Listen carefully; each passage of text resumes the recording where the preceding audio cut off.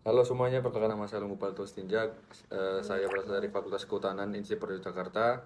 NIM saya 23603 dan minat saya adalah manajemen kehutanan. Nah, di sini saya akan menjelaskan apa itu remote sensing dan apa perannya dan fungsinya bagi kehutanan. Apa itu remote sensing? Seperti yang kita ketahui, remote sensing itu yang sering dikenal dengan pengendaraan jauh atau inderaja, merupakan ilmu dan seni perolehan informasi tanpa melakukan kontak langsung dengan objek yang dikaji. Akan tetapi, realitanya untuk memperoleh hasil analisis yang valid dan komprehensif, penggunaan teknologi remote sensing tetap memerlukan yang namanya uji medan ke lokasi kajian yang memungkinkan. Subsistem remote sensing dibagi menjadi dua, yaitu perolehan data dan pemanfaatan data.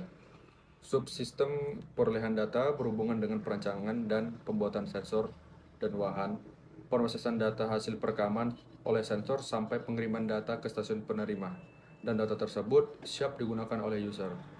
Sementara itu, subsistem pemanfaatan data bertugas melakukan proses pengelolaan dan analisis data remote sensing yang dihasilkan oleh subsistem perolehan data yang hasilnya dapat digunakan oleh pengambil keputusan dalam pengelolaan sumber daya alam. Uraian berikutnya pada materi orasi ini difokuskan pada sistem yang kedua, yaitu pemanfaatan data, remote sensing untuk pengelolaan sumber daya alam.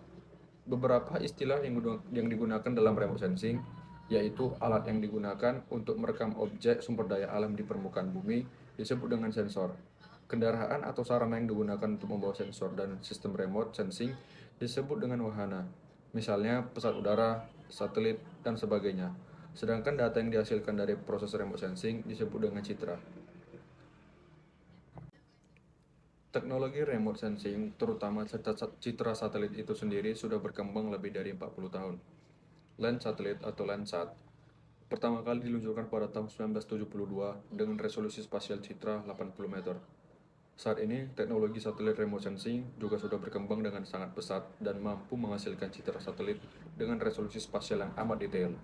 Kurang dari 1 meter seperti QuickBird, GUI, Iconos, dan yang lainnya. Sebagian besar satelit remote sensing yang ada dan yang sudah diluncurkan sekarang oleh negara-negara maju seperti Amerika, Kanada, Eropa, Jepang, India, dan Cina.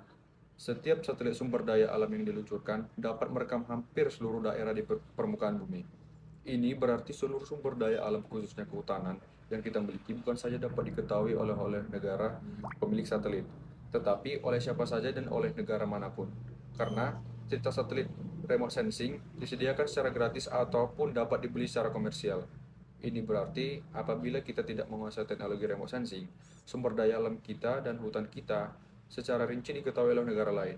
Sementara kita tidak tahu potensi sumber daya alam kita sendiri. Oleh sebab itu, penguasaan teknologi remote sensing amatlah penting di era globalisasi seperti sekarang ini, khususnya di bidang kehutanan. Contoh pengaplikasian remote sensing yaitu penggunaannya untuk pemetaan lahan kehutanan, seperti halnya sebuah lahan hutan khususnya HTI, hutan tanaman industri, yang merupakan penggunaan lahan yang paling banyak mengalami perubahan saat ini. Keberadaan hutan khususnya HTI merupakan indikator penting terhadap ketersediaan pangan, tersedianya ruang terbuka hijau. Pada umumnya, semakin tinggi tingkat urbanisasi dan perkembangan suatu daerah, lahan hutan akan semakin cepat terkonversi menjadi penggunaan lahan non-hutan, seperti permukiman, sarana perekonomian, pariwisata, dan sebagainya. Pemetaan hutan dengan menggunakan citra remote sensing merupakan metode yang tepat untuk mengetahui luas lahan hutan terkini. Pada citra skala detail seperti Iconos, QuickBird, dan sejenisnya, pemetaan hutan dengan metode interpretasi visual dengan menggunakan kunci-kunci interpretasi citra sangat mudah dilakukan, karena objek yang ada di hutan akan sangat jelas terdeteksi oleh pada citra. Nah, keunggulan teknologi remote sensing dalam mendeteksi fenomena alam yang tidak dapat dilihat oleh mata telanjang manusia akan sangat cocok untuk diaplikasikan di bidang kehutanan. Contoh aplikasinya adalah pemanfaatan teknologi remote sensing untuk monitoring serangan bibit atau tanaman eukaliptus dan akasia yang masih muda dari organisme pengganggu tanaman atau OPT dan gulma terhadap tanaman kehutanan. Serangan OPT serta gulma biasanya baru bisa deteksi oleh mata kita bila tingkat serangannya sudah nampak dari luar tanaman. Dengan memanfaatkan panjang gelombang inframerah, sensor remote sensing dapat mendeteksi serangan OPT ini lebih dini sebelum bisa dilihat oleh mata. Hal ini penting untuk melakukan tindakan antisipasi lebih dini sehingga kerusakan yang ditimbulkan dapat diminimalisir. Di samping kerusakan bibit tanaman oleh OPT, cekaman tanaman pula disebabkan oleh air. Kekeringan merupakan salah satu ancaman terhadap pertumbuhan dan produksi tanaman. Teknologi remote sensing dapat digunakan untuk mendeteksi kekurangan air di dalam tubuh tanaman lebih dini sebelum terlihat oleh mata.